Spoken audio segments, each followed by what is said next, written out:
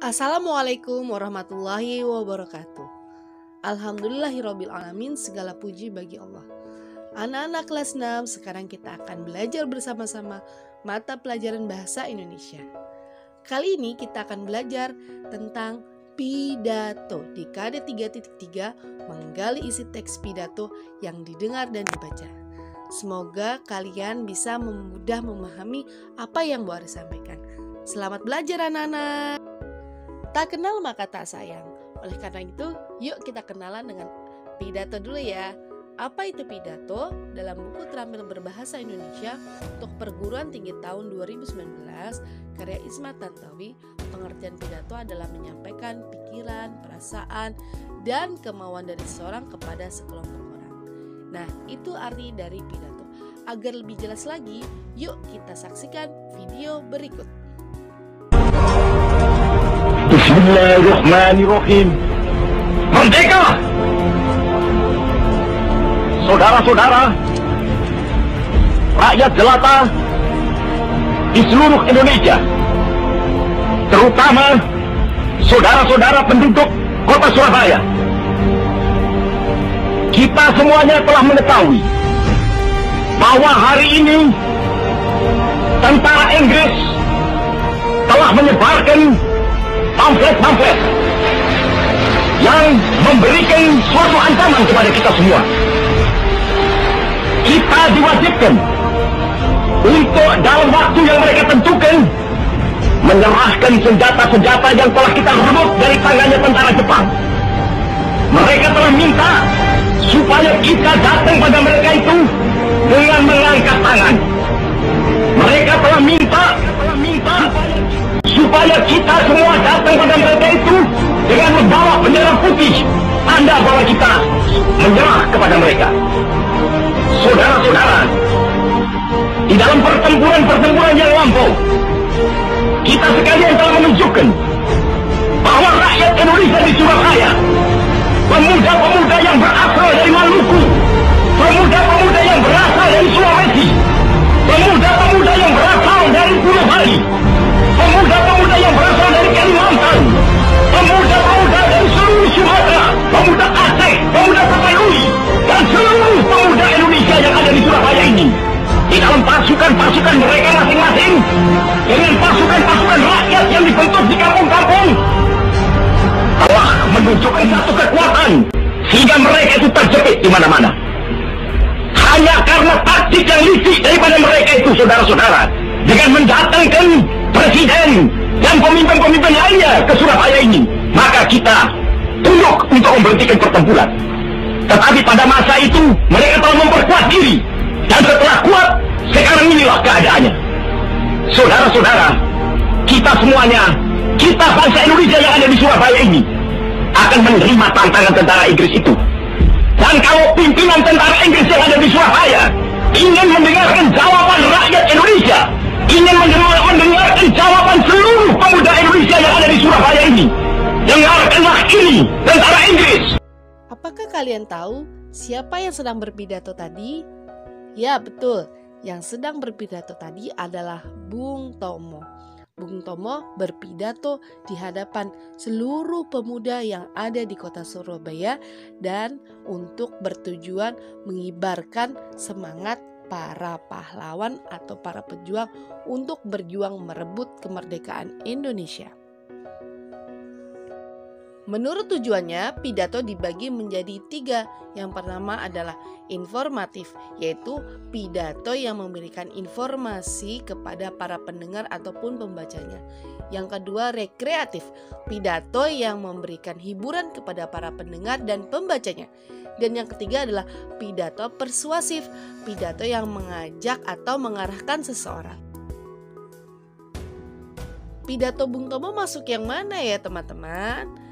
Kalau dari penjelasan sebelumnya, maka pidato Bung Tomo tadi masuk kepada pidato persuasif.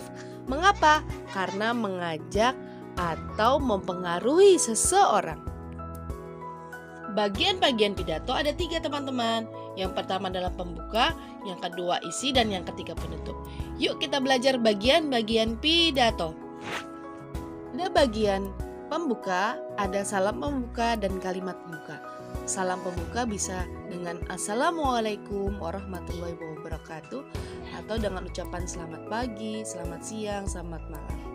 Nah, isi dari pembukaan adalah mengucapkan rasa syukur kepada Tuhan Yang Maha Esa, Allah Subhanahu wa Ta'ala, karena dapat berbahagia berkumpul bersama-sama dalam sebuah acara.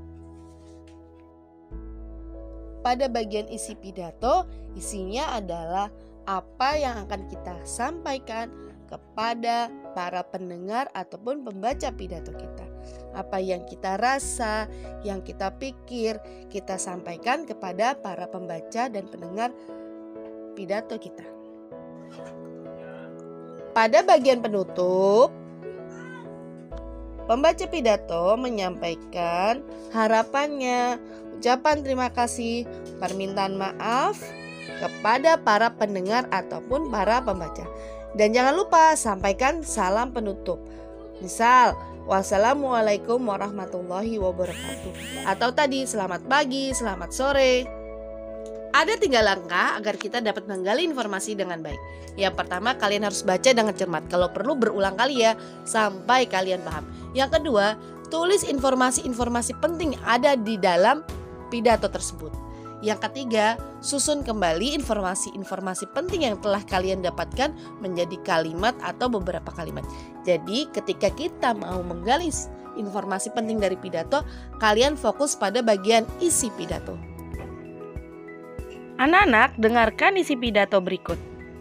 Hadirin yang berbahagia, jika kita sudah menjadi pemimpin bagi diri sendiri, kita pun dapat menjadi pemimpin bagi orang lain. Namun seperti yang kita ketahui, menjadi seorang pemimpin bukanlah hal yang mudah. Menjadi pemimpin bukan hanya tentang status jabatan yang ia dapatkan, bukan pula tentang mendapat fasilitas yang banyak. Pemimpin yang baik ialah orang yang mampu bertanggung jawab akan tugasnya serta menginspirasi orang banyak. Pemimpin yang baik memiliki pikiran yang maju serta mementingkan kepentingan orang banyak dibandingkan kepentingan pribadi. Jika sifat kepemimpinan itu dapat dilaksanakan dengan baik, masyarakat dapat hidup rukun dan harmonis satu sama lainnya. Seorang pemimpin memiliki tugas mulia. Pemimpin yang baik dapat memberikan semangat dan inspirasi bagi masyarakat luas.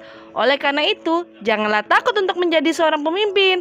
Jadilah pemimpin yang dapat mengemban amanah dan menjalankan pekerjaannya dengan baik bagi orang lain. Informasi yang bisa kita gali dari pidato sebelumnya adalah ada 3 ya teman-teman, ada 3 paragraf.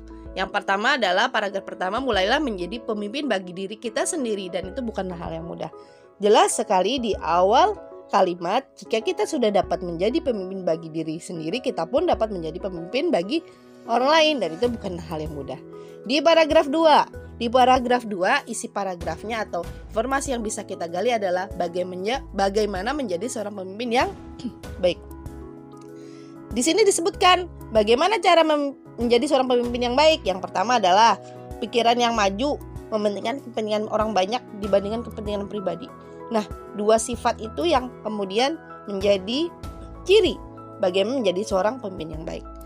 Kemudian di paragraf 3, informasi penting yang bisa kita gali adalah pemimpin memiliki tugas yang mulia. Mengapa mulia? Karena dia melaksanakan tanggung jawab baik bagi diri sendiri ataupun orang lain. Dengan sebuah kilas peristiwa. Apakah kalian kenal siapa yang ada di gambar? Yang ada di gambar adalah foto Presiden Soekarno, Presiden pertama Indonesia. Presiden Soekarno pernah memberikan kritikan tajam disampaikan di depan Majelis Umum PBB pada sidang 30 September 1960. Presiden Soekarno mengkritik bahwa Dewan Keamanan yang seharusnya mencegah peperangan, kenapa justru sering menghasut? PBB dianggap sudah bersikap tidak netral. Kepentingan bangsa-bangsa baru selalu dikalahkan oleh negara besar. Soekarno mencatatkan, PBB menghukum Amerika Serikat, Inggris atau negara besar lain yang mencampuri bahkan mengganggu urusan dalam negeri negara lain. Melalui pidato berjudul To Build the World New, Soekarno menguraikan pandangannya tentang Pancasila, pembebasan Irian Barat, kolonialisme, meredam ketegangan perang dingin antara Amerika dan Soviet. Dalam pidato yang memukau itu, Soekarno juga memberikan kritikan tajam terhadap eksistensi PBB. Pidato itu mampu membuat para hadirin sidang PBB terkesima dan terhipnotis. Para hadirin hanya menjadi pendengar yang baik, tekun dan bersungguh-sungguh. Pidato itu disambut riuh tepuk tangan. Bahkan dalam pidatonya, Presiden Soekarno mengutip Al-Quran surat Al-Hujurat ayat 13. Presiden Soekarno menjadi satu-satunya pemimpin yang mengutip Al-Quran dalam pidatonya. Untuk penugasan kali ini, kalian akan menggali informasi pada sebuah teks pidato. Coba kalian nanti buka buku SPS Bahasa Indonesia halaman 99. Kalian cermati isi pidatonya, kalian cari dulu mana sih bagian isinya, kemudian kalian boleh menggali informasi penting tersebut dan kemudian mencatatnya. Catatan hasil dari penggalian informasi kalian tulis di buku tulis, kemudian bisa kalian kumpulkan di GCR atau tulis langsung di GCR juga bisa. Itu saja ya teman-teman tugas hari ini. Semoga Allah memudahkan. Alhamdulillahirrabbilalamin, kita telah menyelesaikan pelajaran pada hari ini. Jangan lupa anak-anak kerjakan tugas kalian semaksimal mungkin agar kalian mendapatkan nilai yang maksimal juga. Jangan lupa sholat, mengaji, bantu orang tua, dan tetap menjaga protokol kesehatan. Sambil berdoa ya, semoga pandemi ini segera berlalu dan kita menjadi orang-orang yang mengambil banyak hikmah di setiap keadaan. Bu Ari doakan semoga kalian sehat-sehat selalu. Sampai jumpa anak-anak. Wassalamualaikum warahmatullahi wabarakatuh.